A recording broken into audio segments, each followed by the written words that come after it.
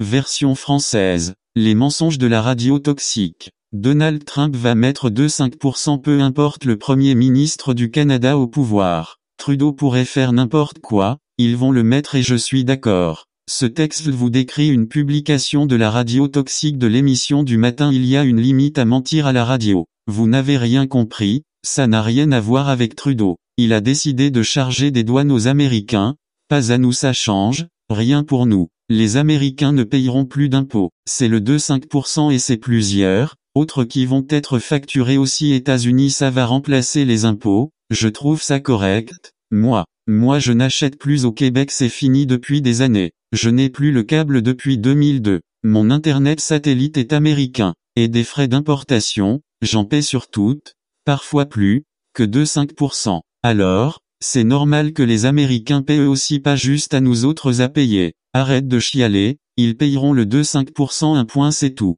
Il n'y aura pas à se plaindre, pour faire pitié là-dessus, vous ne gagnerez pas. C'est ça de la radio poubelle, vous n'avez pas d'affaire à critiquer le gouvernement américain. Ça ne vous regarde pas monsieur, et ça ne regarde pas Radio X, mêlez-vous de vos affaires. Moi je paie les taxes sur les produits américains et puis les autres paient pas présentement. Alors, là ils vont payer, c'est de bonne guerre, ça va faire le chiot linge là. Et en passant le taux de change de la devise canadienne versus américain à peu près à 40% au moment d'écrire ces lignes, quelqu'un en Floride vient de me dire ça. Alors, ils ne perdent pas au change nos produits, ils vont les acheter quand même. Il n'y a pas un Américain qui s'est plaint. Lisez les décrets comme il faut au lieu de faire de la désinformation. C'est juste les radios de Québec qui se plaignent là-dessus aux États-Unis.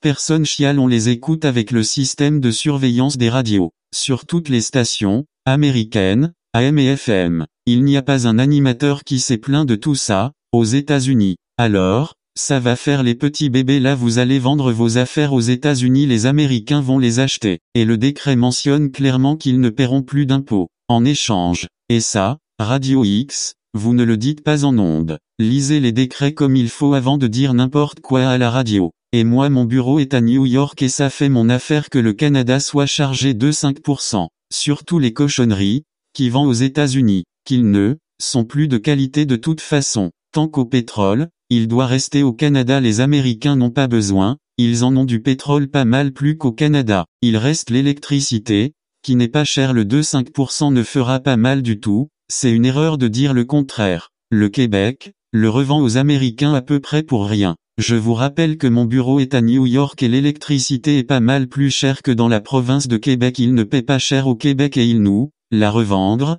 plus cher quand je regarde mes factures d'électricité aux États-Unis. Une chance qu'on chauffe, pas électrique, on chauffe au gaz. Payer de l'électricité aux États-Unis, vous m'en reparlerez et vous allez arrêter de vous plaindre comme des petits bébés, je peux vous le jurer. Et on a 18 serveurs installés à Las Vegas qui nous appartiennent. Et le compteur de la salle des serveurs coûte pas mal plus cher du kilowattheure qu'au Québec. Alors, je me permets de vous dire d'arrêter de vous plaindre constamment comme des enfants. Polo. Post-scriptum, je vous mentionne que le 2,5% sera chargé aux Américains à partir de samedi. Alors, même si Trudeau sécurise les foncières, ça ne change absolument rien, car en échange, je ne paierai plus d'impôts sur mes revenus aux États-Unis. Tous les Américains sont heureux de cela, seulement que le Québec, qui font une crise d'hystérie, absolument malade dans la tête des Québécois. Polo.